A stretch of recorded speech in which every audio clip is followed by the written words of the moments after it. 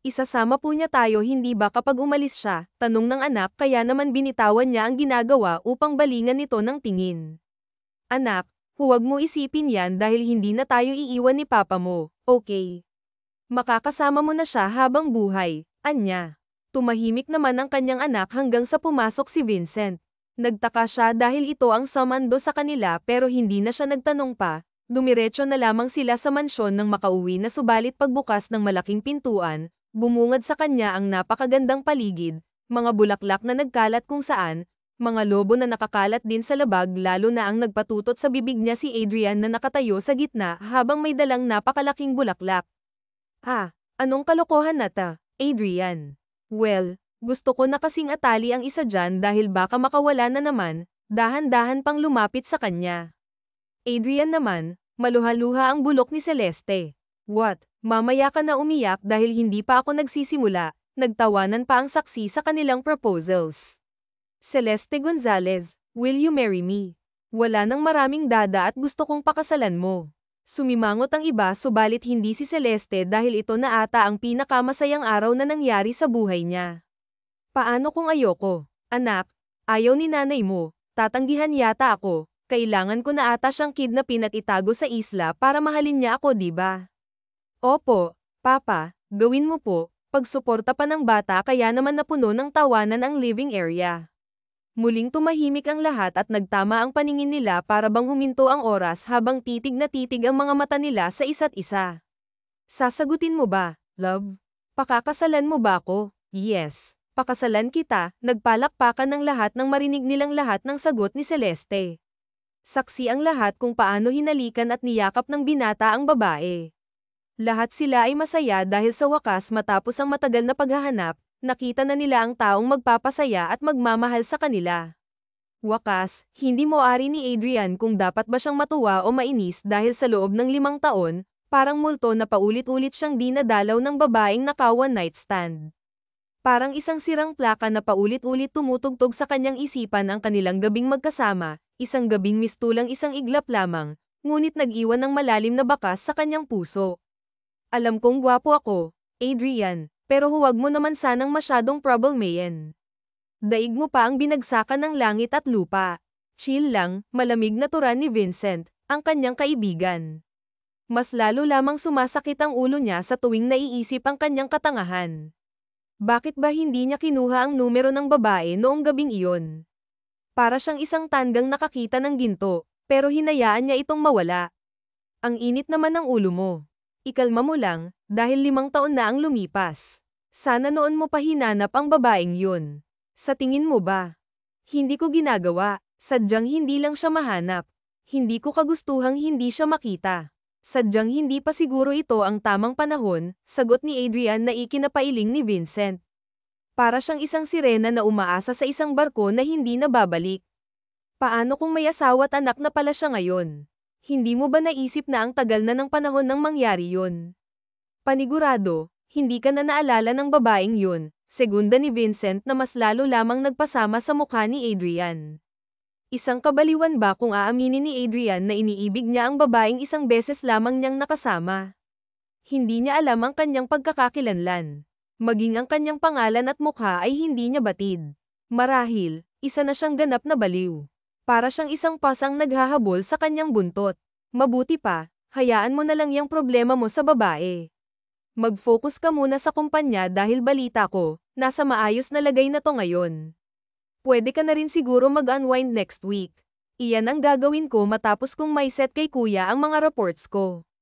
Kailangan ko muna sigurong magbakasyon para lumino ang isip ko. Buti na lang at hindi lagi ang mysterious woman mo ang iniisip ko, ani Vincent. Hindi na muling nagsalita si Adrian, bagkus ibinalik niya ang kanyang paningin sa computer. Naroon ang mga report na kailangan niyang tapusin ngayong araw. Hahayaan na muna niya ang babae, at saka na lamang itong iisipin muli. Siya si Adrian, isang ko sa kumpanya ng kanilang pamilya. Siya ang kasalukuyang namamalakad dahil nasa honeymoon vacation ang kanyang nakatatandang kapatid. Para siyang isang sundalo na kailangang tapusin ang kanyang misyon. 5 taon na ang nakalipas nang makilala niya ang babaeng literal na bumaliw sa kanya magpahanggang ngayon. Sinubukan niya itong ipahanap, subalit nabigo siya. Tandang-tanda pa niya kung paano niya ito nakilala sa bar, ang isang gabi na sumire sa kanyang pananaw sa lahat ng babae, ang nagmulat sa kanyang mga mata na maaari pala siyang mahulog ng ganoon kabilis. Ipinagdarasal ni Adrian na muli niyang makita ang babaeng iyon dahil handa siyang isugal ang lahat, makilala lamang ito. Para siyang isang sugarol na handang ilagay ang lahat ng kanyang pera sa mesa. Samantala, sa probinsya ng Tarlac, kung saan sa isang napakalaking hasyenda, isang magandang dilag ang pinagpapantasyahan ng mga kalalakihan. Siya si Celeste, tubong Batangas. Sa edad na 20, nagkaroon na siya ng anak nang hindi sinasadya matapos siyang lokohin ng kanyang 4 na buwan na nobyo. Sumama siya sa kanyang kaibigan sa isang bar at doon nagpakalasing. Nangyari ang hindi niya inaasahan, lalo na nang malaman niyang nagbunga ito. Labis na pinagpapasalamat niya dahil isa itong biyaya sa kanya. Para siyang isang rosas na sumibol sa isang disyerto. Nanay, malakas at nakakabinging tawag ng batang lalaki na madumi na naman ang suot na kamiseta. Puno ng putik ang buong katawan habang dala ang isang bulok na basket at isang bag na gawa sa kahoy. Narito po ang mga manggang kanyang inani. Nathan, ano na naman ito? Bakit ang dumi mo na naman? Ilang beses ko pa bang sasabihin sa'yo na huwag kang kukuha ng mangga? Nay, ibebenta ko po kasi ito sa mga tao sa hasyenda saka po sa school para po may pambaon ako. Anak naman, pwede ka namang manghingi sa akin. Alam mo naman na ayaw ni nanay na nagpapagod ka. Bawal sa'yo yun, puno ng pag-aalalang sabi ni Celeste sa kanyang anak. Nanay ko, malakas po ako. Tingnan mo po ang muscles ko, pinapakita pa ng anak ang kanyang braso. Natawa naman si Celeste dahil sa napakakulit niyang anak. Big boy na po ako, dagdag pa nito. Para siyang isang ibong umaawit sa kanyang kaligayahan. Sige na nga, basta pumasok ka na sa loob ha. Tapos maligo ka na rin, tapos kumain ka na ng merienda mo. Nakapatong siya sa kabinet sa silid natin. Okay opo, nanay ko. Pinanood na lamang ni Celeste ang kanyang anak na tumakbo patungo sa mansyon. Kinuha niya ang mga manggang pinitas ng anak saka ito dinala sa may poso. Hinugasan niya ang mga ito at inilagay sa maliliit na plastik upang may benta ng anak. Oo, si Nathan ang bunga ng gabing iyon, ang pagkakamali sa paningin ng ibang tao, subalit isang biyaya naman para kay Celeste dahil ang kanyang anak ang tanging nagbibigay ng lakas sa kanya. Dahil na rin sa pinagdaanan niya, 3 kapatid at ang kanyang inang may malalang karamdaman, kinaya niya kahit na ilang beses na siyang sumuko, pero dumating ang ilaw sa madilim niyang mundo. Para siyang isang parol na nagbibigay liwanag sa kanyang buhay. Ang lalim ng iniisip natin, Celeste. Nagpasaway na naman ba ang inaanak ko o baka naman naubusan na naman ng budget ang pamilya mo, singit ni Marco, ang kanyang sirenang kaibigan, sirenang may napakagandang katawan at gwapong mukha. Ugali mo ba talagang hindi gumawa ng ingay? Gusto mo talagang maaga akong makipag-meet kay San Pedro? No girl, kanina pa kita tinatawag. Pero titig na titig ka sa manggang hawak mo. Hindi ko nga alam kung anong meron sa manggang yan at 3 minuto kang nakatitig dyan, saka pa siya nito inirapan. Kumuha pa ito ng hilaw na mangga saka kinagat. Para siyang isang anghel na nagpapakita ng kanyang ganda. Malalagot ka kay Nathan yan, Marco. Hindi mo ba alam na ibebenta niya yan? Isa lang ang bawas. Napakadamot talaga ng anak mo. Kanino ba nagmana yan ha? Sa tanang buhay ko, pangalawa ang anak mo sa mga masungit at wise na nakilala ko. Nangunot naman ang kilay ni Celeste sa sinabi nito. Sino naman yung isa? Yun ba? Ang pinsan kong si Adrian. Wise at masungit ang lokong yun. Parang anak mo lang. Minsan nga kapag kausap ko ang anak mo, pakiramdam ko, kausap ko siya, ani Marco. Normal lang naman sa bata ang maging masungit, sagot ni Celeste. Iba ang kasungitan ng anak mo. Oo na. Ano bang kailangan mo? Bakit narito ka na naman? Wala ka bang trabaho ngayon sa Manila? Hindi ba sa susunod na linggo pa lang dapat ang uwi mo? Dahil sa pinsan ko, nauuwi ka dito sa hasyenda. Kailangan ko siyang samahan dito tapos babalik ako sandali sa Manila. Bakit? May papabili ka ba? Tumaas pa ang napakagandang kilay ng kaibigan na mistulang inukit ng isang magaling na sculptor. Teka, ang pinsan mo magbabakasyon dito sa hasyenda. Walang sinabi sa akin si Sir Lucas. Biglaan lang kaya ako narito para ipalinis sana ang isa sa mga guest rooms kung hindi mo mamasamain. Saka kung wala kang ginagawa. Alam ko naman na ngayon ka lang nakapagpahinga dahil sa mga anak ng pinsan ko. Oo naman, walang problema sa akin. Trabaho ko naman to. Salamat nga pala. May isa pa akong tanong, saka naging seryoso ang usapan nilang dalawa. Nakaramdam na rin ng matinding kaba si Celeste dahil parang alam na niya ang sasabihin nito. Para siyang isang ibong nahuli sa isang bitag. Huminga ka, namumutla ka na, pinisil-pisil naman ni Marco ang kanyang nguso. Sabihin mo na kung anong gusto mong sabihin. Mas lalo lang akong kinakabahan kapag ganyan ka eh. Hindi mo ba naisip na hanapin ang ama ng anak mo? Napahinto si Celeste sa kanyang ginagawa. 5 taon na kaya ang lumipas. Sa tingin mo ba, makikilala niya pa ako? Baka nga may asawa na yan eh. Hindi ba't karapatan naman ng bata na makilala ang ama niya? E di kung may asawa na pala ang loko kong yun, I'd manda natin para makakuha ka ng malaking sustento, biro pa ng kanyang kaibigan. Baka nakakalimutan mo, abogado ako. Para siyang isang anghel na handang ipagtanggol ang kanyang kaibigan. Loko, masaya naman ang anak ko. Tsaka hindi niya tinatanong ang tungkol sa ama niya. Sa tingin ko, mas mabuti pa na kaming dalawa na lang.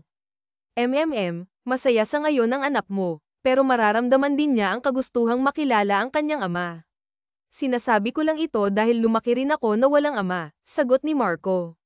Nang matapos si Celeste sa kanyang ginagawa, tumingin siya kay Marco nang nakangiti. Oo na po, pero masaya ang anak ko. Hindi ko naman pagbabawalan na makilala niya ang kanyang ama, pero ang hanapin pa siya. Iyan ang hindi ko gagawin. O siya, ikaw ang bahala. Aalis na muna ako at ikaw na ang bahala sa hasyenda. Ang silid ng pinsan ko ha. Lagyan mo rin ng makapal na kurtina dahil malambingin ang isang yun, takot sa araw. Ani pa nito bago ito tuluyang nagpaalam at umalis. Para siyang isang duwende na nagtatago sa dilim. Madaling araw pa lang, sinigurado na ni Celeste na malinis ang buong mansyon, lalo na ang silid na gagamitin ng binata. Maging ang almusal na ihahanda niya ay maayos na rin. Ang sabi sa kanya ng kaibigan na si Marco na maya-maya lamang ay darating na ang pinsan niya. Sa loob ng halos 5 taon na pagiging kasambahay at nanay niya sa pamilya, ngayon lamang niya makikilala ang isa pang parte ng pamilya ng amo. Ang tanging kilala lamang niya ay si Sir Lucas, Marco, at Isabella. Sila lamang ang tanging tumulong sa kanya noong mga panahong hirap na hirap siya sa buhay. Para siyang isang ibong lumilipad patungo sa isang lugar na hindi niya alam. Nagbalik si Celeste sa kanyang sarili nang marinig niya ang ugong ng sasakyan. Inayos muna niya ang buhok na nag-ulo. Pinunasan ng kamay na basa gamit ang suot na kamiseta at saka na sinalubong ang binata. Subalit napatigil siya nang makita kung sino nga ba ang lalaking lumabas ng sasakyan. Natuod siya dahil kilala niya ang lalaking ito, at hindi siya nagkakamali. Ang gwapong mukha nito, lalo na ang tato nito sa gilid ng kanyang leeg. Ito ang lalaking nakasiping niya noon. Nagtama pa ang mga mata nila, pero pinilit ni Celeste na kumalma at umakto ng natural. Para siyang isang pusa na nakakita ng daga. Hello sir, ako po si Celeste, ang kasalukuyang kasambahay ng mansyon. Nakayuko siya nang sabihin ang mga salitang iyon dahil natatakot siya na baka makilala siya nito. Para siyang isang anghel na nagtatago ng kanyang pakpak. Is that so? Pasensya na sa pag-aabala ko. Pero nakahanda na ba ang silid na gagamitin ko? Tanong ni Adrian. Opo sir, nandyan ba si Marco? Saka may nakahanda na bang almusal? I'm sorry for the inconvenience dahil hindi pa kasi ako nakapag-almusal eh. Tanong ni Adrian. Luto na po sir at nasa dining area po ang pagkain, sagot ni Celeste. Takot ka ba sa akin? Kusang tumaas ang ulo niya upang tignan ng binata, ngunit muli na naman siyang nagbaba ng tingin dahil hindi niya makaya ang tibok ng kanyang puso. Para siyang isang kandila na natutunaw dahil sa init. I won't eat you, so huwag kang matakot sa akin. Hindi naman po sir. Hindi po kasi ako sanay na tumingin sa mga amo ko, palusot niya. Is that so? Oo po. Dinig pa niya ang pagbuntong hininga ng binata, pero wala na siyang lakas ng loob upang tingnan pa ito. Nice to meet you, Celeste. Ani pa nito saka na pumasok sa mansyon dala ang 2 malita. Para siyang isang leon na pumapasok sa kanyang teritoryo. Napahawak pa si Celeste sa kanyang dibdib dahil sa kabang nararamdaman niya, lalo na nang makita niya ang anak na pupungas pangas na lumabas ng kanilang silid. Nanay ko, bakit ka lumabas agad ng silid? Dapat nagpahinga ka muna dahil jijisingan naman kita maya-maya. May bago po tayong bisita. May kasama po siyang batang makakalaro ko, inosenteng tanong pa nito, Pero umiling lamang si Celeste. Para siyang isang ibong nakakulong sa kanyang hawla. Wala anak, pumasok ka na sa silid natin dahil maaga pa. Hinalikan pa ng dalaga ang uluhan ng anak saka na ito naglakad paalis. Sinipat niya ang daang dinaanan ng binata. Para siyang isang multo na sinusundan ng kanyang biktima. Hindi siya makapaniwala dahil ang lalaking nakabuntis sa kanya ay anak pala ng amo niya. Pinaglalaroan ba siya ng tadhana o sadyang hindi niya matatakasan ang katotohanan? Diyos ko, sana po hindi niyo kunin ang anak ko kapag nalaman niya na may nabuo ng gabing yun, mahinang dasal niya na sana ay pakinggan ng Panginoon. Isang oras lamang ang pamamalagi ng lalaki sa loob ng silid niya nang lumabas na ito suot ang preskong damit na mas lalong nagpagwapo. Muntik na ngang mabitawan ni Celeste ang tanga na termos. Good morning, Celeste, bati pa nito sa kanya. Good morning po, sir, bati niya pabalik matapos ay lapag ang tasa ng kape. Skip the format. Tawagin mo ako sa pangalan na Adrian, pero sir hindi po pwede dahil amo ko po kayo. And I don't see anything wrong with calling your boss by his or her name. Isa pa hindi ka empleyado dito dahil parte ka ng pamilya. May kirot ng saya sa puso ni Celeste na sinabi iyon ng binata.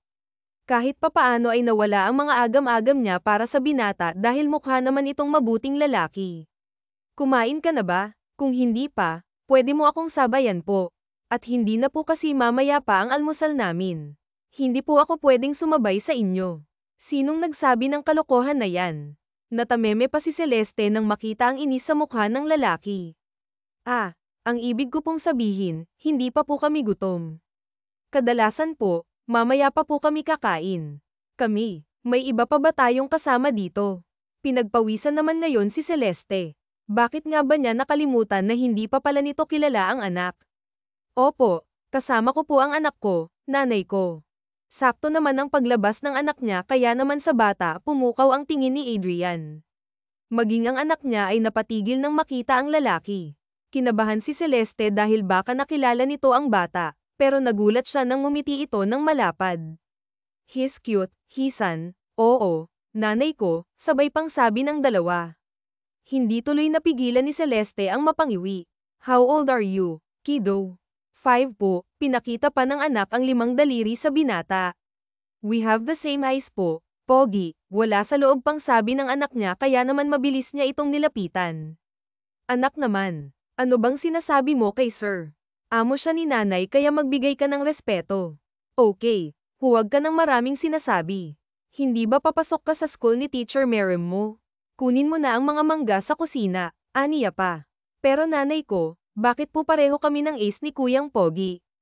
Bakit si nanay kapareho mo ng buhok? Normal yan, anak. Kaya sige na, umalis ka na at baka malate ka na naman. Nakangusong napilitan ng anak na sumunod sa kanya pero hindi nakaligtas sa mga mata ni Celeste ang pagsipat ng anak sa lalaki. Maging ang amo niya ay hindi maalis ang tingin sa bata. Nasaan ang daddy niya? Dito ba siya nagtatrabaho? Ang swerte niya sa anak mo dahil napakabibo niya, nakangiting sabi ng lalaki.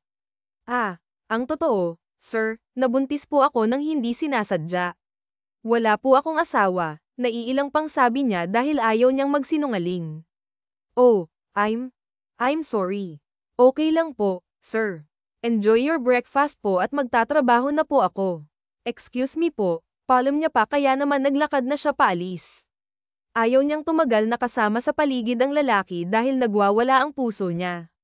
Mas mabuti nang iwasan niya ang lalaki para sa ikabubuti ng buhay nila. Isang linggo ang lumipas simula nang makasama ng mag-ina ang binatang si Adrian. Isa lamang ang napapansin ni Celeste sa dalawa na mas lalong nagiging malapit ang mga ito, palagi nang magkasama ang mga ito lalo na sa paglalaro sa hardin. Masaya ang puso ni Celeste dahil kahit papaano ay nagiging masaya ang anak niya kahit na siya lamang ang tanging nakakaalam ng totoo. Anak, halikan na muna kayo sa silong at magpahinga. Pagod na si sir sa paghahabulan niyo lalo na tirik ang araw. Sandali po, inay. Malapit na po akong mahabol ni Papa Adrian. Napatigil sa pagsasali ng buko juice si Celeste nang marinig ang sinabi ng anak. Papa Adrian, anak naman, nakakahiya kay sir. Pero sabi kasi niya, nanay ko, natawagin ko siyang Papa Adrian. Hindi pa po, Papa Adrian, inosente ang pagkakasabi ng anak kaya naman mas lalo lamang nakukonsensya si Celeste. Ngayon niya nakikita ang sinasabi ng kaibigan na si Marco tungkol sa anak, kitang-kita niya ang kasabikan ng anak na magkaroon ng ama kaya naman wala siyang lakas ng loob upang pigilan ang mga ito. Pero anak, nakakahiya kasi. It's okay, Celeste. Ako naman ang nagsabi sa kanya na pwede niya akong ituring na ama dahil wala naman akong pamilya and I hope na magkaroon ako ng anak na katulad niya. Pamaling pa ang mga mata ng binata sa anak, malambing at puno ng kasabikan din ang makikita sa mga mata niya. Hindi na lamang nagsalita si Celeste at hinayaan ang dalawa, tahimik lamang siya habang masayang nagkukwentuhan ang dalawa. Maraming katanungan ang naglalaro sa isipan niya. Pakiramdam kasi niya pinagkakait niya ang anak sa ama nito at pinagkakait niya ang ama sa anak niya. Celeste, napakislat pa si Celeste nang maramdaman ang malambot na kamay ni Adrian. Yes po. Pasensya na po. Nagulat lang ako. Aniya kahit na ang totoo ay may kuryente na damaloy sa hinawakan ng lalaki. Ang lalim kasi ng iniisip mo at paminsan-minsan nangungunot ang kilay mo. Tungkol ba to sa pagtawag sa akin ng papa, ng anak mo? Pasensya ka na kung hindi ko muna pinaalam bago ako nagdesisyon. Kung hindi naman okay sa'yo, pwede naman na hindi na ako tawagin na papa, ni Nathan. Hala, hindi naman po, Sir Adrian natatanga ang ani ni Celeste. Napapansin ko na sir, pa rin ang tawag mo sa akin. Hindi ba ang sabi ko, tawagin mo ako sa pangalan ko? Sorry, sir. Adrian, much better nga pala. Pwede ko bang hiramin ang anak natin? Gusto ko sanang magtungo sa bayan bukas at gusto ko siyang ipasyal, muling natunganga si Celeste dahil sa sinabi nito na, anak natin. Pakiramdam niya ay may humaplos sa puso niya, gusto niyang maiyak sa saya. Oo naman, pwede mong isama ang anak natin, mahinang sambit niya na tanging siya lamang ang nakarinig. Muling naglaro ang dalawa sa initan. Naroon siya sa lilim ng puno ng mangga, pinapanood ang dalawa na para bang isa silang masayang pamilya. Maaari ko bang aminin lamang niya ang totoo? Maaari kong magkakaroon lamang siya ng lakas ng loob na sabihin sa binata ang nangyari sa nakaraan. Sumapit ang gabi at masayang pumasok ng silid si Adrian. Masakit man ang buong katawan sa pakikipaglaro sa bata, inaamin niya na masaya siya. Mayroong isang bagay na hindi niya maipaliwanag pero magaan ang loob niya sa bata. Inunat pa ni Adrian ang kanyang mga kamay sa ere upang mawala ang kirot ng likuran nang marinig niya ang tunog ng kanyang cellphone. Ang kaibigan na si Vincent ang tumatawag sa kanya. Yes, bungad niya sa kaibigan. Nandito ako sa may kanto. Baka naman gusto mo akong sunduin. Kanina pa ako dito dahil hindi mo sinasagot ang mga tawag ko. What? Anong ginagawa mo dyan? Tsaka sinong nagsabi na pumunta ka dito? Malamang si Alberta. Hindi ako sinabay ng walang hiyang yun kaya naman sunduin mo na ako dito dahil nilalamig na ako, sabay putol ng linya. Makirat man ang likuran ni Adrian ay wala siyang nagawa kundi ang sunduin ang kaibigan. Kinuha pa niya ang susi saka lumabas ng silid. Naabutan pa niya si Celeste na may dalang bayong at papalabas ng mansyon. Saan ka pupunta? Adrian, ginulat mo naman ako. Pupunta sana ako sa may kanto para manghingi ng kamoteng kahoy sa kaibigan ko. Ikaw, bakit lumabas ka pa? Gabi na. Hindi ba dapat ikaw ang nagtatanong ko niyan? Gabi na kasi ano? Sa gabi lang umuwi yung kaibigan ko kaya ngayon niya ako sinabihan na pumunta doon. Hindi maintindihan ni Adrian pero naiinis siya ngayon dahil sa pagiging pabaya nito. Hindi porket na pag-aari nila ang sakahan at taniman dito ay ligtas na ang paglabas sa gabi. May problema ba? Mukha kasing galit ka. Hindi naman. Sumabay ka na sa akin dahil may sisanduan din ako sa may kanto papasok ng asyenda, aniya. Hindi naman nagsalita ang babae at sumunod lamang ito sa kanya. Inaamin ni Adrian na unang kita niya palang sa babae, nakaramdam siya ng kakaiba. Pakiramdam kasi niya ay kilala niya ito. Lahat ng ginagawa ng babae, ang pagsasalita nito ay kakaiba ang dala sa kanya. Tahimik lamang sila sa loob ng sasakyan hanggang sa makita na ni Adrian ang kaibigan na nakaupo sa waiting shed. Kumaway pa ito at mabilis na lumapit subalit nang makita nito si Celeste ay naging panunuya ang tingin ng kaibigan. Alam ko nasa isip mo kung ano man yan. Alisin mo bago kita iwanan dito. CHW. Wala naman akong ibig sabihin pero hati ng kasama mo kahit naman ang kung manamit. Shut up at pumasok ka sa loob ng sasakyan. Huwag mong hintayin na ako pang kumaladkad sa'yo, malamig na sabi ni Adrian. Ang init talaga ng ulo mo. Kung hindi lang kita na-miss hindi naman kita susundan dito kundi lang talaga kay Alberta. Hindi ako tatanggo dito. Bakit ka ba nagpunta dito? Wala namang nagsabi na tumungo ka dito. Ikaw nga ang iniwan ko sa kumpanya tapos susundan mo ako dito. Deserve ko rin ang bakasyon, Smith. Huwag kang masyadong gold dahil matagal na rin akong nagtatrabaho saka parating na ang kuya mo kaya siya na ang bahala dun, sagot naman nito. Umayos na sila ng tayo at itinikom ni Vincent ang bibig nang makita na pa-rating na ang babae. Ngumiti na lamang siya at saka hindi na nagsalita pa dahil sa sama ng tingin na ipinukol sa kanya ng kaibigan. Subalit sa kanilang biyahe, isang palaisipan sa isipan ni Vincent ang itsura ng babae. Pamilyar kasi ang itsura nito, para bang nakita na niya hindi lang maalala kung saan. Subalit ang mukha nito ay nakita na niya. Nagkita na ba tayo noon, miss?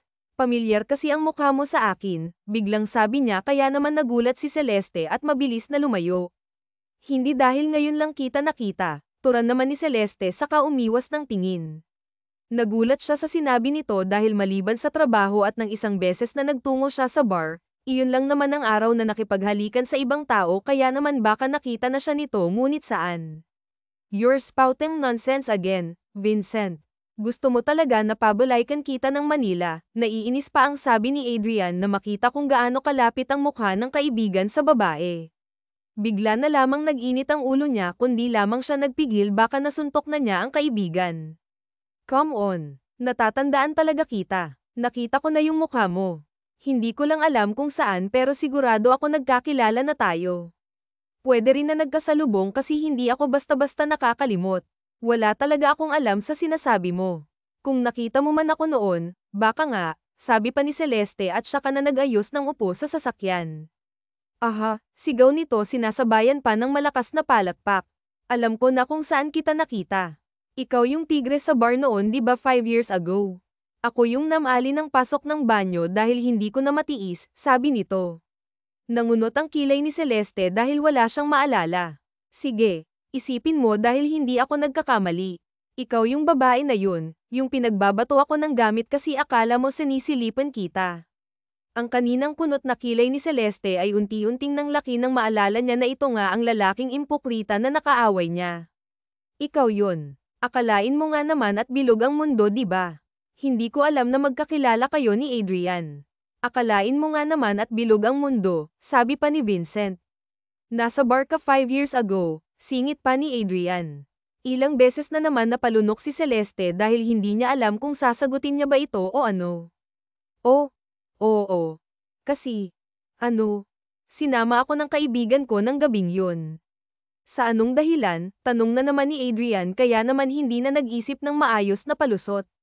Kasi broken-hearted yung kaibigan ko ng gabing yun, aniya na hindi na pinag-iisipan pa. Hindi na muling nagsalita ang mga ito hanggang sa makauwi na ng mansyon si Adrian na pumasok na sa silid niya habang si Vincent na tinulungan pa ni Celeste upang makarating sa silid nito. Dito ang magiging silid mo at kapag kailangan mo ng tulong o may problema, tawagin mo lang ako, sabi pa niya at akma nang aalis nang pigilan siya ng binata. Ikaw yun di ba? Ang alin, ang tanong pa ni Celeste dahil naguguluhan na siya sa inaakto nito. Yung babae sa bar at yung kausap ni Adrian ng gabing yun. Hindi ako nagkakamali dahil kahit madilim yung lugar na yun, alam ko na ikaw yun. Nanlamig ang buong katawan ni Celeste dahil sa sinabi nito. Hindi niya inaasahan na may nakakaalam pa bukod sa kanya. Anong ako? Wala akong alam sa sinasabi mo. Aniya dahil hindi pa niya kayang sabihin sa binata ang totoo. Pero sigurado ako na ikaw yun. Alam mo ba na matagal ka nang hinahanap ni Adrian, 5 taon na kaya naman mas maganda kung natagpuan ka na niya. Hinahanap niya ako. Bakit? Kusa na lamang lumabas sa bibig ni Celeste. Huli na nang mapagtanto niya na ang sinabi kaya naman gumisin ng nakakaloko ang lalaki. So tama ako di ba na ikaw yung babaeng yun? So alam na pala ni Adrian. Hindi ako makapaniwala na liit pala ng mundo. Hindi naman. O siya. Congratulations kung nakilala nyo na ang isa't isa. Magpapahinga na ako dahil pagod na ako. Hinayaan na lamang ni Celeste ang binata. Saka na lamang niya iisipin ang tungkol sa bagay na iyon, Sa ngayon kailangan na rin niyang magpahinga subalit hindi niya itatanggi na sumaya ang puso niya sa nalaman niya. Nagkaroon siya ng lakas ng loob para aminin sa binata na siya ang babaeng iyon at nagkaroon sila ng anak. Mukhang pumapabor sa kanyang panahon. Kinabukasan, maagang nagising si Celeste upang ipaghanda ng almusal ang dalawa. Good morning, Celeste, bati pa sa kanya ni Vincent subalit nang lingunin niya ito ay bigla na lamang siyang nagtitili. Nasaan? Nasaan ang magnanakaw? Nasaan? Pagpapanik pa ni Vincent saka kinuha ang Wallace Tambo upang maging armas. Bakit ka lumabas ng nakaganyan? Ano nasan ang magnanakaw? Bakit ka ba tumitili ang aga-aga ha? Inis pa ang sabi ni Vincent at saka nagkamot ng harapan. Napanganga na lamang si Celeste sa ginawa nito kaya binato niya ng kung anumang nahawakan. Hoy grabe ka ah. Ang aga mo naman manakit. Bakit ka ba nagustuhan ng kaibigan ko ha? Inis itong sabi na kahubad lamang ang binata at ang tanging suot ay ang boxer na may print na SpongeBob. Magdamit ka doon. Hindi mo ba alam na may bata ang ginagawa mo? Huwag ka dapat naglalakad ng ganyan lang suot. Bakit naman? Ang ganda ng katawan ko kaya dapat lang ibalandra. Pero maiba tayo. Nasaan si Adrian? Pinuntahan ko siya sa kwarto niya at wala na siya doon, sabi pa ni Vincent sa kanan ni Celeste, na nilantakan ng almusal na hinanda ni Celeste. Hinatid niya ang anak ko. Nabuga naman ni Vincent ang iniinom na kape dahil sa pagkasamid. Dahan-dahan lang kasi ang pagkain, hindi ka naman mauubusan eh. Inis pang sabi ni Celeste. May anak kayo. Anak ko lang. Sinong ama? Bakit mo gustong malaman? Kumain ka na lang dyan at wala nang maraming sinasabi pa. Pwede. Hindi sila ang ama ng bata. Sisigat na sana si Celeste pero pinanlamigan pa silang dalawa nang makita sila sa harapan nila. Anong hindi ako ang ama? Ang aga-aga, nagchichismisan na kayo ah. Ano ang ibig niyang sabihin? Si Nathan daw, tinuturing kanyang ama, pagsisinungalin niya sa kakinurot sa tagiliran si Vincent upang hindi magsalita. Is that so? Bakit ganyan ang itsura niyo? May hindi ba ako alam? Pwede niyo naman sabihin sa akin, ani pa nito saka umupo sa harapan nila at nagsimulang kumain. Wala naman yan, napag-usapan namin. Vincent, pwede ba tayong mag-usap sandali? May itatanong kasi ako, ani pa. Kumakain ako, reklamo pa nito pero sumama na rin ito dahil wala na siyang nagawa pa nang hilahin siya ni Celeste. Pwede bang ilihim mo muna yung tungkol sa bata? So, tama nga ako na anak siya ni Adrian. Bakit hindi mo pa sinasabi sa kanya? Hindi mo ba alam na ang tagal ka na niyang hinahanap? Anong plano mo? Sasabihin ko naman pero hindi pa sa ngayon kasi hindi pa ako handa. Kailan ka magiging handa? Gusto mo ba na ako na ang magsabi sa kanya? Hindi mo pinapatagal mo pa ng ganito. Ako ang magsasabi, pwede ba? Hayaan mo akong magsabi sa kanya. Nawala ang lahat ng antok at pagod kay Vincent dahil sa nagiging usapan nila ng babae. Kahit labag sa loob niya ay pumayag siya dahil wala rin siyang karapatan na pangunahan ang dalawa. Sabihin mo sa kanya ang lahat bago pa mahuli ang lahat. Sana alam mo na 5 taon na siyang pinaghanap ka. Ani pa niya bago niya iniwan ang babae sa hallway. Bumalik siya sa hapagkainan na parang walang nangyari kahit naramdaman niya ang mga tinging ipinupukol sa kanya ni Adrian. Alam ko ang nasa isip mo at wala akong ginawang masama. May tinanong lang siya sa akin. Ano, talaga ba kailangan na kayong dalawa lang?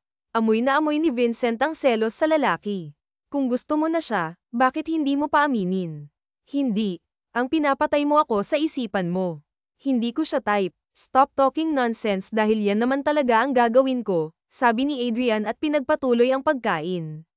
Hindi na sila nag-usap pa at kumain na lang ng tahimik. Bakasyon ang pinunta ni Vincent sa probinsya at hindi sakit ng ulo sa dalawang ito. Hahayaan na lamang niya ang mga ito.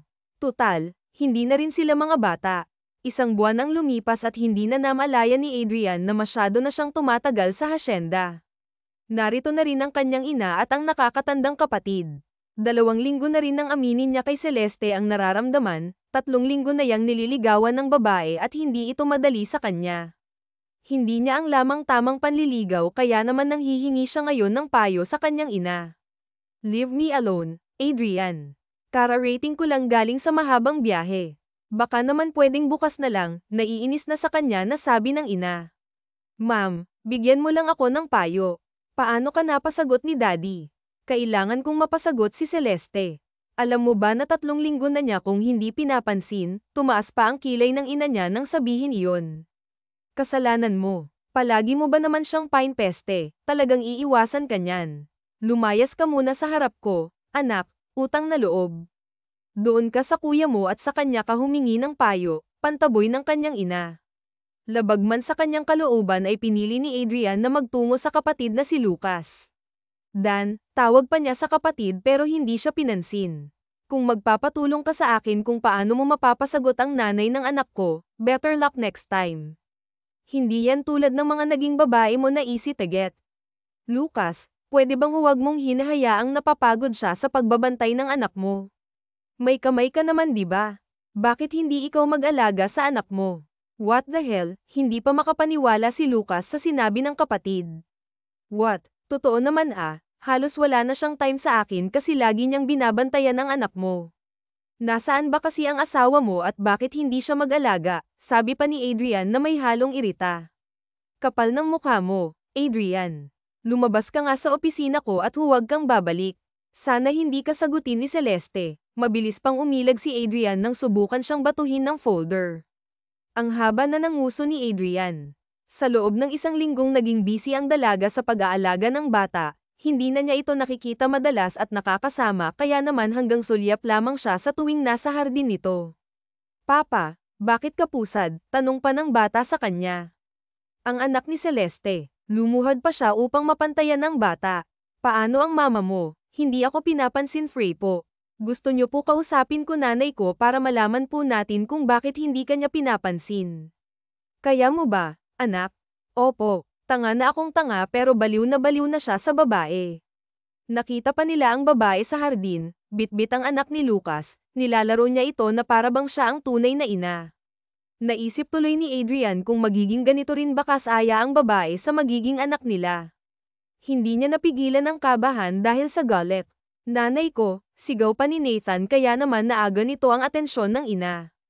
Nang makita siya ay mabilis naman nag-iwas ng tingin. Oh, anak. Anong ginagawa mo dito? Akala ko ba makikipaglaro ka kay Kiko? Kasi po, nanay ko, si Papa Adrian nagtatampo dahil hindi mo po pinapansin, walang preno ang bibig ng bata kaya naman nasamid ang dalawa. Anak, huwag naman diretso ang pagkakasabi kasi Why po? Papa, hindi po ba mahal mo si nanay kaya po nagtatampo ka? Inosente pa ang tanong ng bata kaya naman sinagot ito ni Adrian nang hindi napuputol ang tingin niya sa babae. Oo, anak, miss na miss ko na nanay mo. Pinamulahan naman ng mukha si Celeste dahil sa sinabi nito. Ano bang sinasabi mo dyan, Adrian? Namumulang sabi ni Celeste. Ilang araw na kasi siyang umiiwas sa binata dahil na rin sa ginagawa nitong panliligaw sa kanya. Nagulat na lamang si Celeste nang umamin sa kanya ang binata. Nung una ay hindi mapaniwalaan ni Celeste dahil masyadong mabilis ang lahat subalit dahil may nararamdaman na rin siya sa binata, pinayagan niya ito sa panliligaw. Bakit? Totoo naman ilang araw mo na ako iniiwasan. Dahil ba sa pag-amin ko sa'yo na mahal kita? Pero totoong nararamdaman ko kaya handa akong patunayan ng sarili ko para lang paniwalaan mo na totoo ang lahat ng pinapakita ko. Alam ko naman yun, Adrian, nabigla lang talaga ako kaya pasensya ka na kung umiiwas ako. Nagulat pa si Lucas na nakatingin sa dalawa mula sa teresa ng mansyon nang kunin ng hayop na kapatid ang anak at ilagay ito sa stroller. Agaran siyang lumabas ng mansyon upang kunin ang anak. Hindi na paglagyan ng inis ni Lucas sa kanyang nakababatang kapatid. Hayop ka talaga, Adrian. Makita mo pag ikaw talaga ang nagkaanak, ganito rin ang gagawin ko, naiinis pa ang sabi ni Lucas bago niya iniwan ang dalawa. Pinamulahan naman ng mukha si Celeste sa ginawa ng lalaki. Ang trabaho niya ay alaga ng bata at hindi ang makipaglandian. What? Hayaan mo siya, anak niya naman yun. Bakit kailangan mong alagaan? Alagaan mo ang magiging anak natin. Biro pa niya kaya naman mas lalong nanlaki ang mata ni Celeste. Sira ulo ka ba kung ano-anong sinasabi mo? Baka nakakalimutan mo na nagtatrabaho ako dito at hindi ako basta-basta lang na babaeng nililigawan mo. Narito ako para gawin ang trabaho ko at hindi para makipaglandian. So paano kung alisin ako sa trabaho di akong kukuha sa'yo para ako ang alagaan mo? Mahirap ba yun? Mabuti pa pumasok ka sa loob ng mansyon at magpahinga dahil bukas na bukas din may pupuntahan tayo. Saan naman, ang tanong ni Celeste sa lalaki subalit hindi siya sasagutin ng binata, ay tinitigan siya ng makahulugan, may panunuya sa mga tingin nito habang nakausli ang nakakalokong ngisi. Hindi maipaliwanag ni Celeste ang nararamdaman habang nakatingin sa binata, mukha kasi itong hindi gagawa ng maganda at may naiisip na kalokohan. Hey, are you thinking bad right now? Iniisip mo ba na hindi ako gagawa ng maganda ha? Hindi ah. Ikaw kaya nakaisip niyan. O siya at ako'y aalis na muna dahil may kailangan pa akong tapusin na trabaho sa kusina. Kung may kailangan ka, sabihan mo lang ako agad. Teka, love, di pa tayo tapos mag-usap, reklamo ni Adrian bago siya iniwan ng babae kasama ang bata. Hindi na naman niya napigilan ang pag-usal ng Mithi habang pinapanood ang dalawa. Tapos na at bumalik ka na sa loob at tapusin ang mga gawain mo, natatawang sabi ni Celeste sa kanan nito. Tuluyang iniwan ng binata. Pagpasok ni Celeste sa loob ng mansyon, nakita niya si Vincent na masama ang tingin sa kanya. Oo, hindi pa umalis ang lalaki dahil narito pa rin si Adrian. Ang dalawa ay magkasama sa trabaho kaya naman kung pababalik ang isa ay hindi rin babalik ang isa pa. Nakakatuwa man pero nakakainis din minsan para kay Celeste dahil painpeste rin siya nito lalo na ang tungkol sa katotohanan na itinatago niya. Anak, pwede bang pumunta ka muna sa silid natin? Mag-uusap lang kami ni Vincent. Okay. Ani pa. Okay po, nanay ko, bibong sabi ng anak. Saka na nagtungo sa silid. Sinipat muna ni Celeste ang paligid kung nakasunod ba si Adrian bago niya hinarap ang kaibigan. Bakit? Ba't ganyan ka makatingin? May problema ba? Tanga ka ba o nagtatanga-tangahan ka lang? Alam mo kung bakit ako ganito pero bakit hanggang ngayon hindi mo pa rin mapagtanto?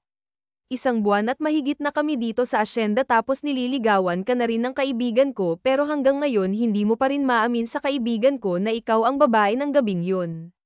Hindi naman sa ganun, naghahanap lang ako ng pagkakataon na sabihin sa kanya ang totoo, muntik na niyang makalimutan ang tungkol sa bagay na ito dahil nagiging maayos ang relasyon nila ni Adrian, humahanap lamang siya ng pagkakataon na aminin sa lalaki ang totoo subalit inuunahan lamang siya ng kaba at takot. Kailan? Kapag siya na mismo ang nakaalam ng tinatago mo. Ang dami mong pagkakataong sinayang para aminin sa kanya. Look, Celeste, wala akong galit sa'yo. Okay, tinuturing na kitang kaibigan kaya ganito ako kasi nag-aalala ako sa'yo.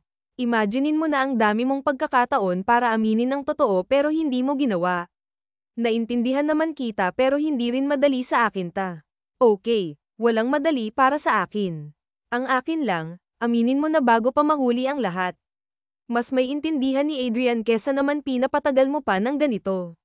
Huwag mong hintayin na may mangyari na hindi maganda at doon pa niya malaman ang lahat, sabi pa ni Vincent bago niya kinuha ang cellphone na tumutunog, hindi na ito nagpaalam at basta na lamang sinagot ang tawag saka umalis. Nag-aalala namang nakatingin si Celeste sa anak niyang papalabas ngayon. Natatakot lamang siya pero tama ang lalaki na masyado na niyang pinapatagal ang lahat. Kailangan na niyang masabi kay Adrian ang totoo.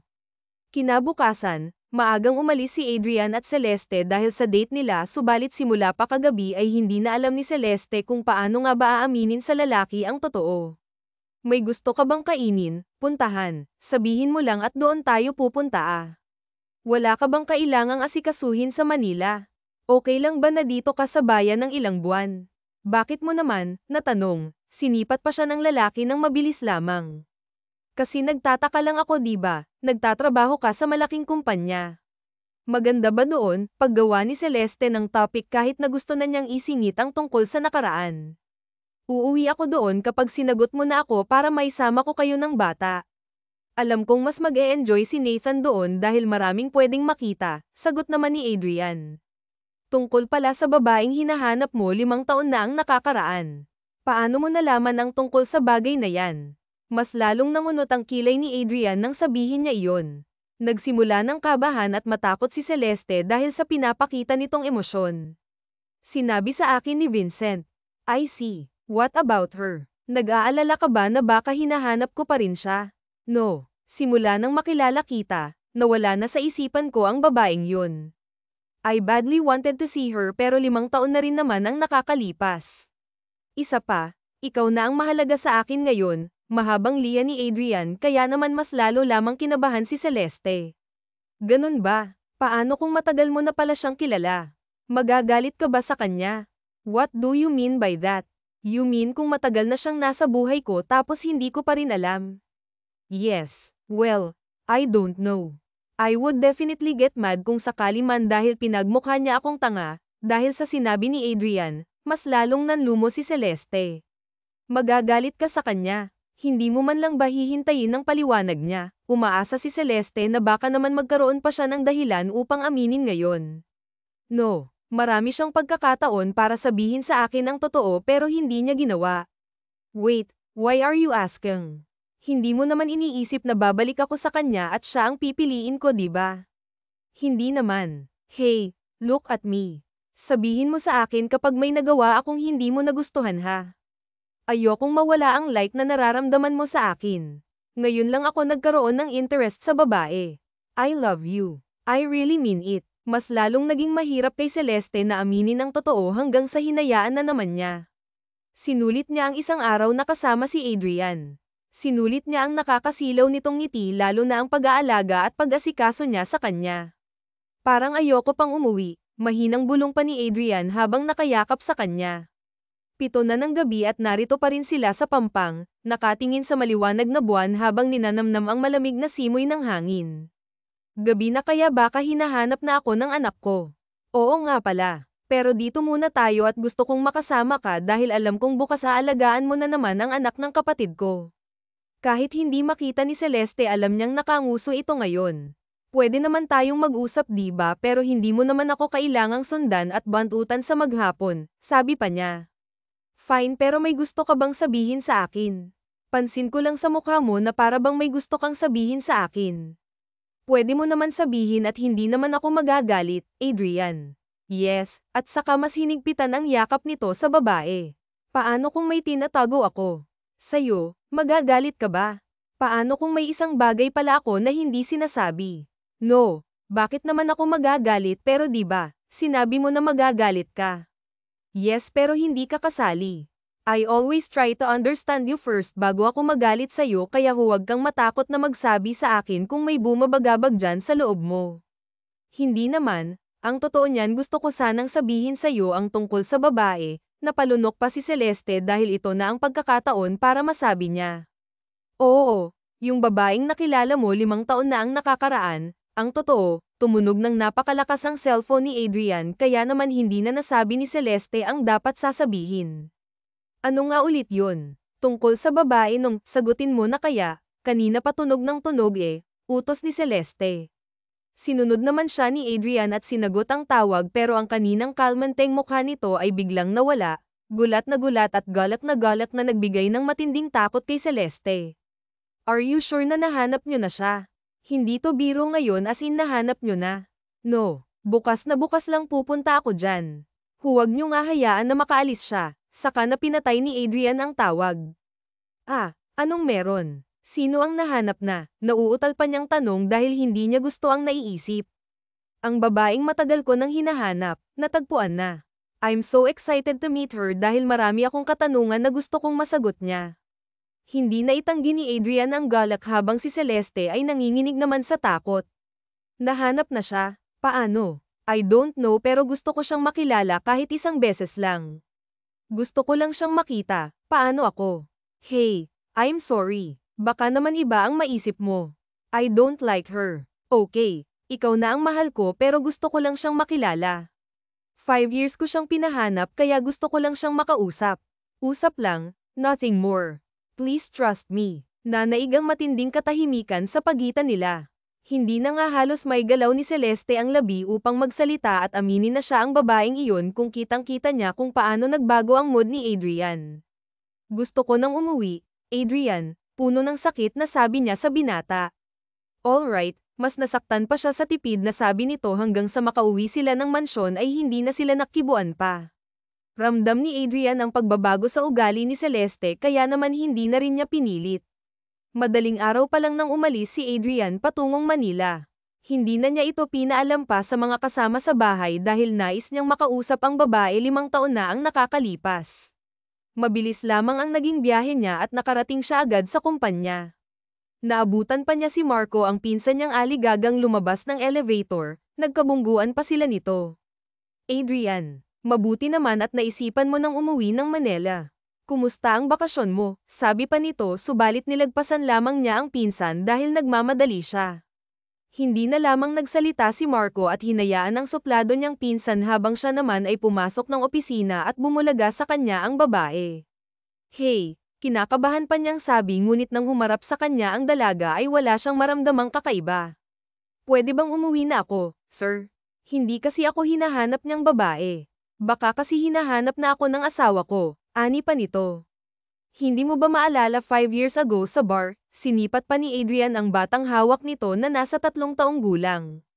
Sorry, sir pero sa dami ng bar na napuntahan ko hindi ko na ho maalala saka hindi ko ho kayo namumukaan, baka po ibang babae ang hinahanap mo, ani nito. Miss, look, isipin mo lang dahil gusto lang kita makilala, yun lang. Sir, hindi po talaga akong hinahanap mo. Uuwi na po ako ngayon, nasabi ko nang hindi akong babaeng yun. Naiwan si Adrian na nakatingin sa pintuan na nilabasan ng babae. Muli itong nagbukas at iniluwa naman nito si Marco. May hinahanap kang babae. Sinong babae? None of your business, aniya saka umupo sa swivel chair upang ikalma ang sarili.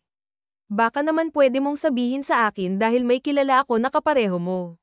May kaibigan ako na hinahanap din ang lalaking nakabuntis sa kanya 5 taon na ang nakakaraan nagkaroon sila ng anak, sabi ni Marco na nakakuha sa atensyon niya. What? Sino? Anong kwento? Sabihin mo sa akin. Anong kwento niyan? Sabihin mo muna sa akin kung bakit mo hinahanap ang babaeng yan. Balita ko nililigawan mo na si Celeste, di ba? Ano to? Gusto ko lang siyang makilala, that's it. Anong kalokohan yan, Adrian? Parang ang tanga sa sinasabi mo. Hindi mo man lang ba inisip na nililigawan mo ang kaibigan ko tapos hahanapin mo pa yang naka one night stand mo? Baliw ka na. Natahimik si Adrian dahil sa sinabi ng pinsan, hindi siya makapaniwala nang bigla na lamang nagising ang isip niya. Ano? Hindi ka makapag-isip, di ba? Anong kalokohan? Anong dahilan kung bakit mo siya hinahanap? Mabuti pa nga't umalis na lang ako, hindi mo nararapat malaman ang totoo. Sa kabilang banda naman ay si Celeste na pinipilit na pakainin ng anak dahil nagkaroon ito ng sakit. 2 linggo na rin simula nang umuwi sila sa Manila at hinahanap ito ng anak niya, wala siyang masabing dahilan dahil maski siya ay masama ang loob sa nangyayari. Anak, sige na kumain ka na. O simula kahapon hindi ka na kumakain, paano ka gagaling niyan? Ayaw po, nanay ko hanggat hindi umuwi si Papa Adrian. Nangako po siya na maglalaro kami paggising ko. Anak, uuwi din si Papa Adrian mo kaya kumain ka na paano ka gagaling niyan? Sige nga, paano kayo makakapaglaro? Nanay ko, ang boses ng anak na nagbibigay noon ng lakas sa kanya ngunit ngayon ay nagbibigay na ng sakit. Bakit anak ko? May gusto ka bang kainin? Sabihin mo lang kay nanay. Hindi po ba may papa po ako? Hindi nakagalaw agad si Celeste nang itanong niya ito. Oo naman anak ko, bakit po? Hindi natin siya kasama. Bakit po wala na siya ngayon dito? Anak naman, bata ka pa at hindi mo pa maintindihan sa ngayon pero mahal ka ng papa mo.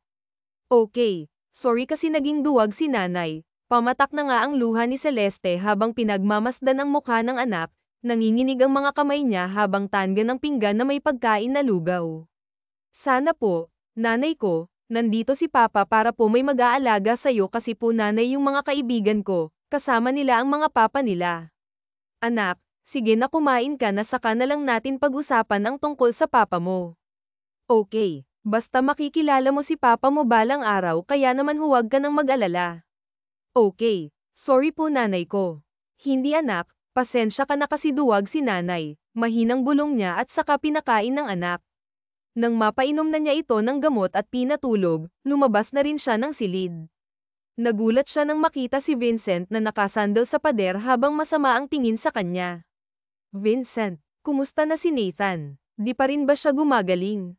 Hindi pa tumatawag sa akin si Adrian hanggang ngayon pero nakausap ko si Marco at sob-sob lang daw siya sa trabaho.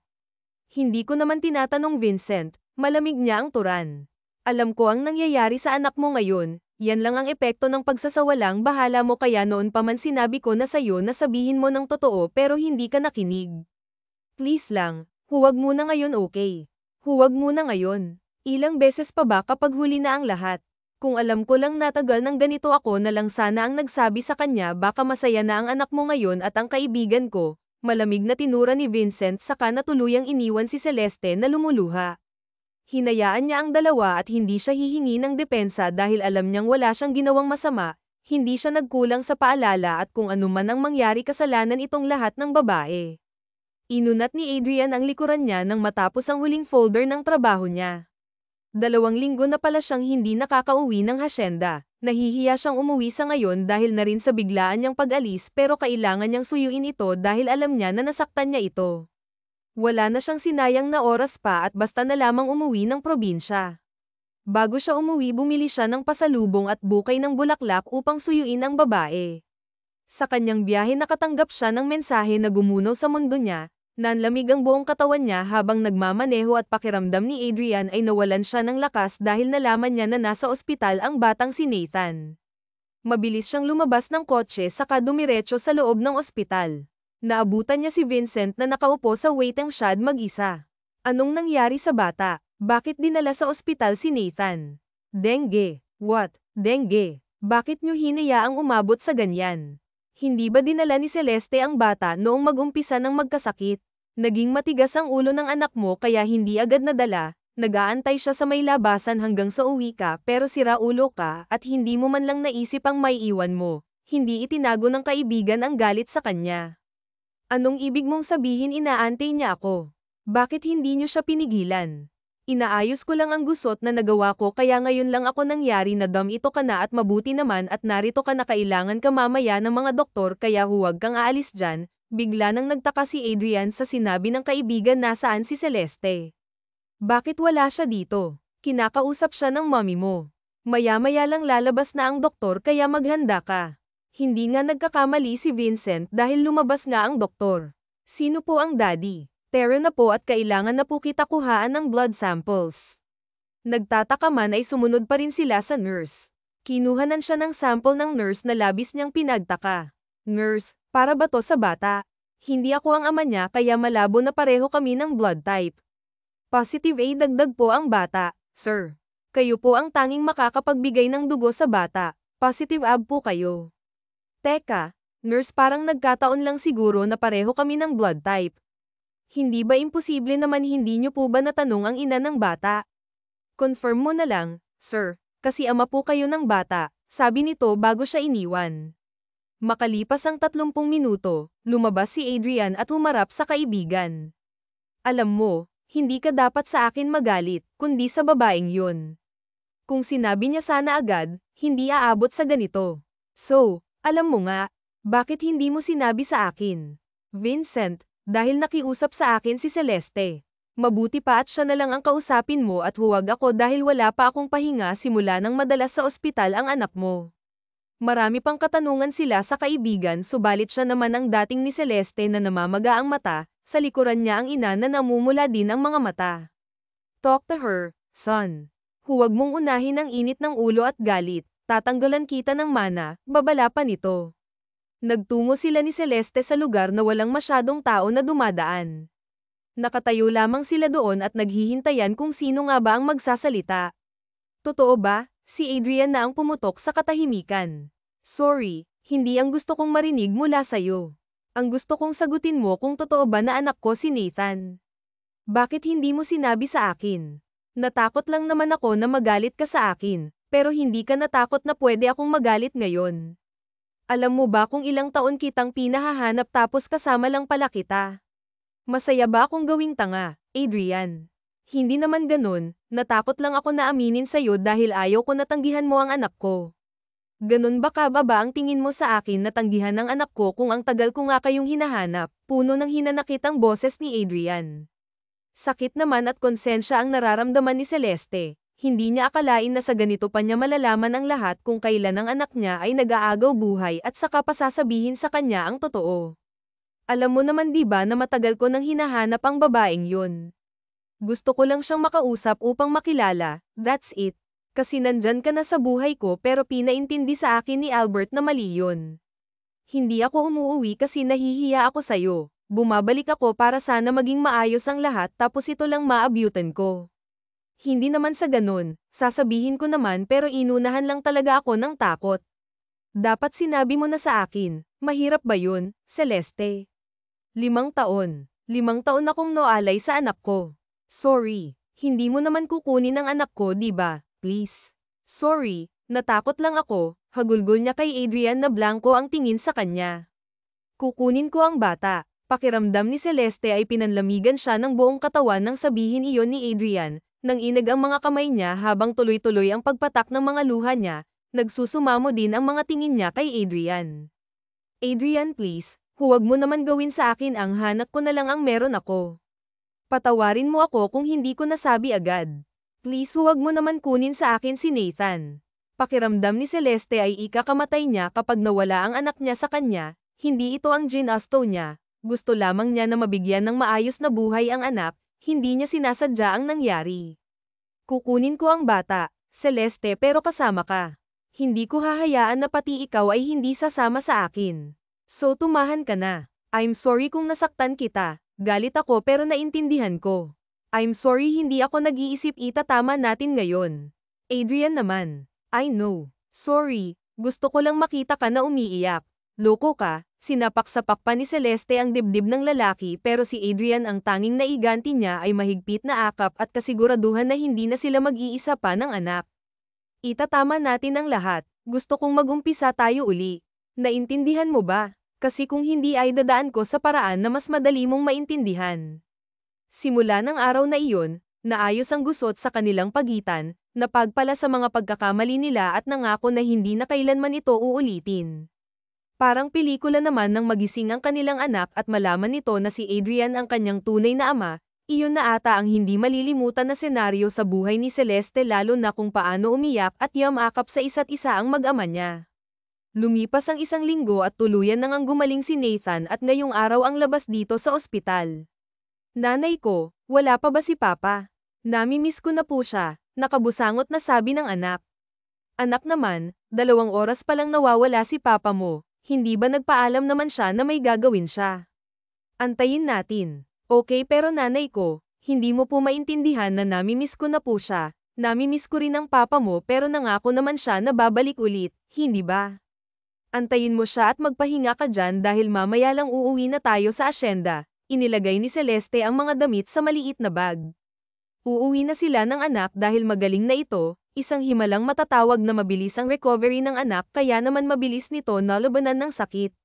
Salamat kay Adrian na naging lakas ng loob ng anak. Nanay, titira po ba si Papa sa bahay kung saan tayo? Hindi na po siya aalis. Isasama po niya tayo hindi ba kapag umalis siya, tanong ng anak kaya naman binitawan niya ang ginagawa upang balingan nito ng tingin. Anak, huwag mo isipin yan dahil hindi na tayo iiwan ni Papa mo, okay? Makakasama mo na siya habang buhay, anya. Tumahimik naman ang kanyang anak hanggang sa pumasok si Vincent. Nagtaka siya dahil ito ang sumando sa kanila pero hindi na siya nagtanong pa. Dumiretso na lamang sila sa mansyon nang makauwi na subalit pagbukas ng malaking pintuan, bumungad sa kanya ang napakagandang paligid, mga bulaklak na nagkalat kung saan, mga lobo na nakakalat din sa labag lalo na ang nagpatutot sa bibig niya si Adrian na nakatayo sa gitna habang may dalang napakalaking bulaklak. Anong kalokohan na ta, Adrian? Well, gusto ko na kasing atali ang isa dyan dahil baka makawala na naman, dahan-dahan pang lumapit sa kanya. Adrian naman, maluha-luha ang bulok ni Celeste. What? Mamaya ka na umiyak dahil hindi pa ako nagsisimula, nagtawanan pa ang saksi sa kanilang proposals. Celeste Gonzalez, will you marry me? Wala nang maraming dada at gusto kong pakasalan mo. Sumimangot ang iba subalit hindi si Celeste dahil ito na ata ang pinakamasayang araw na nangyari sa buhay niya. Paano kung ayoko? Anak, ayaw ni nanay mo, tatanggihan yata ako, kailangan ko na ata siyang kidnapin at itago sa isla para mahalin niya ako diba? Opo, Papa, gawin mo po, pagsuporta pa ng bata kaya naman napuno ng tawanan ang living area. Muling tumahimik ang lahat at nagtama ang paningin nila para bang huminto ang oras habang titig na titig ang mga mata nila sa isa't isa. Sasagutin mo ba, love? Pakakasalan mo ba ako? Yes, pakasalan kita, nagpalakpakan ng lahat nang marinig nilang lahat ng sagot ni Celeste. Saksi ang lahat kung paano hinalikan at niyakap ng binata ang babae. Lahat sila ay masaya dahil sa wakas matapos ang matagal na paghahanap, nakita na nila ang taong magpapasaya at magmamahal sa kanila. Wakas.